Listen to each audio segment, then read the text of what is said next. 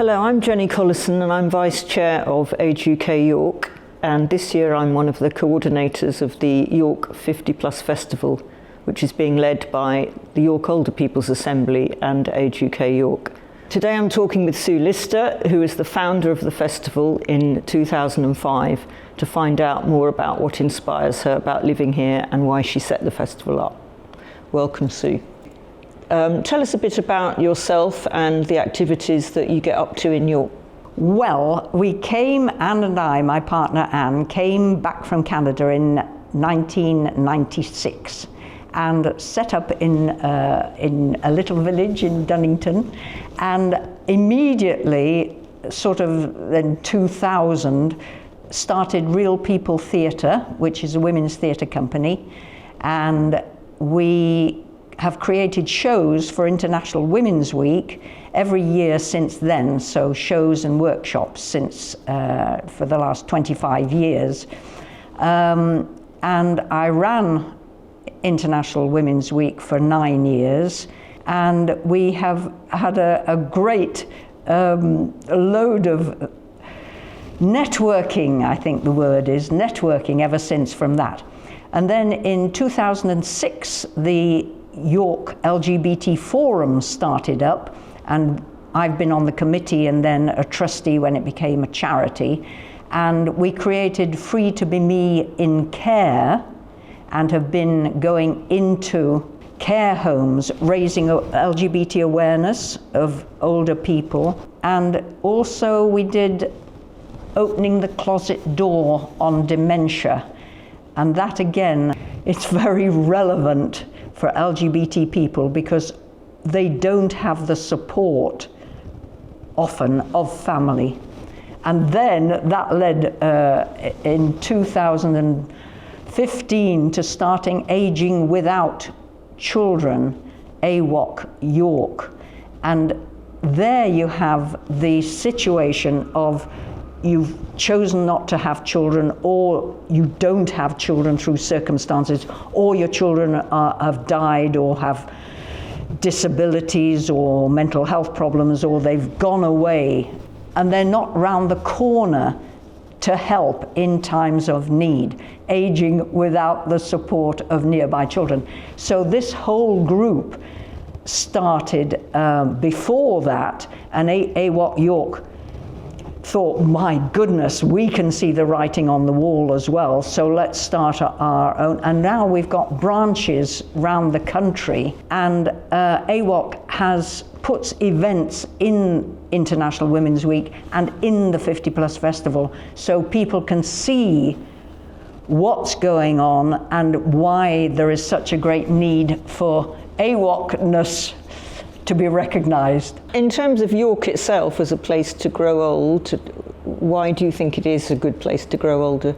When we came back from Canada, we had the whole of the UK as potential settling areas, and we chose York because I'm a Yorkshire woman, and I knew that York was a very lively festival city and community-minded, so that while you've got the theatres and the festivals and the concerts, you've also got the walks around the city with the various communities, and you've got a very strong community sense with newsletters going out. This is happening in your own community. Participate if you like. Have you thought of this? Have you thought of that?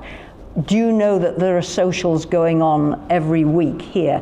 Do you know that there are dances going on every week here? Do you know this? Do you know that? Putting people in touch with each other in the communities. So each village has its own newsletter, and then you can participate if you want, going out and participating and contributing to what's going on in the communities, and that will keep you vibrant and functioning on all 4 cylinders for as long as you want to, or as for as long as you can. So Sue, that leads me to why you set up the York 50 Plus Festival in 2005. And can you tell me a bit more about what inspired you, prompted you to take on something like that? and some of the things that you did to get it going? So I was inspired by owls, the older, wiser Lutonians, who had actually noticed that there were 50 plus festivals springing up around the country, and every major city and sometimes small towns and villages were having 50 plus festivals, and here we were in York not having a 50 plus festival. So I went to the York Older People's Assembly, I was on the committee, and said, what about having a 50 plus festival so that we can unite people across ages, intergenerational, and have a festival that celebrated the contribution that older people could make. So they said, go ahead. So I interviewed, first of all, the press and got them on board to say, in association with the press and the TV and the radio, and said, 50 plus festival, would you be interested? Yes. What is it all about? Come and talk to us about it. Good, excellent. Then I went to all the organizations that were concerned with older people, like AWOC and OK and Joseph Rowntree Trust, and legal firms who were doing wills and LPAs and so on. Anybody connected with older people and said, right, do you want to put an event in a festival, in a 50 plus festival? Oh, what's it about? Well, what have you got to offer? What do you want people to know about? So they said, oh yes, fine. So deadline of mid-July so that I can get a program together by early September.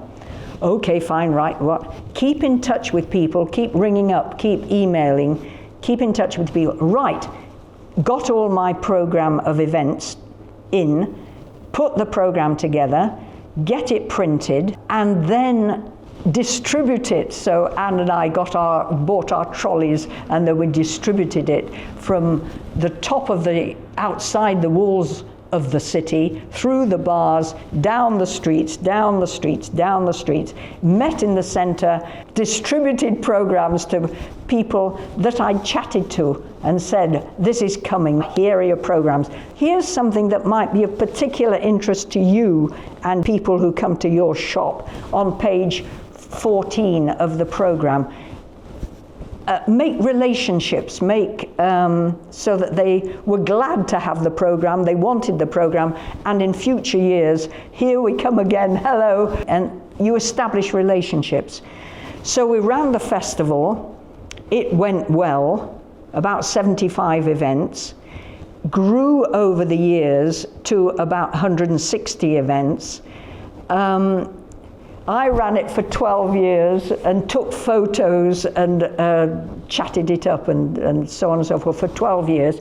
And then I handed it over to a team. And I know, Jenny, that you are now part of this team and have taken it on. The team of volunteers, we have to stress it's entirely voluntarily led as well, because I think it is there's quite a lot to do, isn't there? There's a lot of challenges and a lot of admin and getting sponsorship, chatting up the sponsors and chatting the ad to people for advertising in the program, and to say that it's very important to keep hold of the program because you've got the names and addresses of everybody, of all the event organizers in there, and so you can take something up. You can go on walks, or you can take up stained glass or whatever it is, or belly dancing or pickleball or whatever.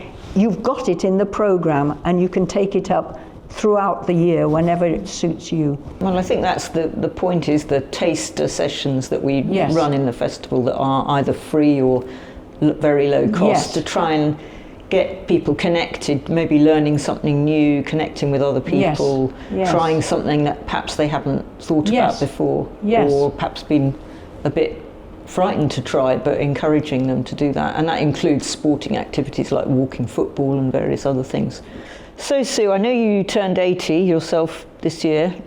How do you feel about that, and what are some of the benefits you think of being 80 plus?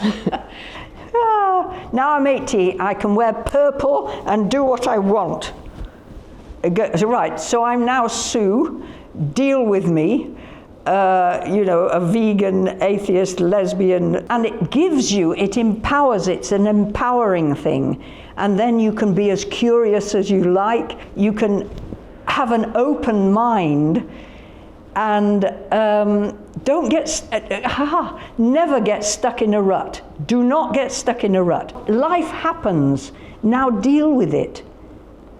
So it's really about confidence in aging and taking on new challenges, really, isn't it? It's about knowing that you are of value. You're the only person who is you in this world. Well, don't waste the opportunity. Well, I can see you feel very passionate about that. So to wrap up, let's talk a bit about this festival's gone on for 20 years, and so this is our 20th anniversary year. So from your perspective, how do you think things have changed around ageing? Or maybe you feel they haven't changed, but over the last 20 years in terms of attitudes and reflected in perhaps some of the festival events? We're losing communication skills. We are losing them. You are going on a bus and you're seeing everybody looking at a, more swearing, smartphone. And you think, or in their earplugs, and you're thinking, where has communication, human to human communication going? It's going down the drain. So I'm saying that we need things like the 50 Plus Festival, where you are having communication and you're having peer support and you're having people interested in you and supportive of you as a person with all your issues and problems and celebrations, and they're involved with you as a whole person. That's what we need to get back to. And it's also about visibility generally, isn't it, in the City of Older People, which is why we have the parade on to celebrate International Day of Older People, and people aren't actually taking to the streets. Yes, take to the streets.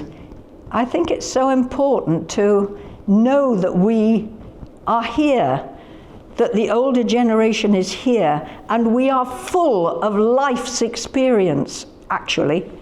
We've 80 blooming years of it, full of life. And we're here to share. And to celebrate that. And to celebrate.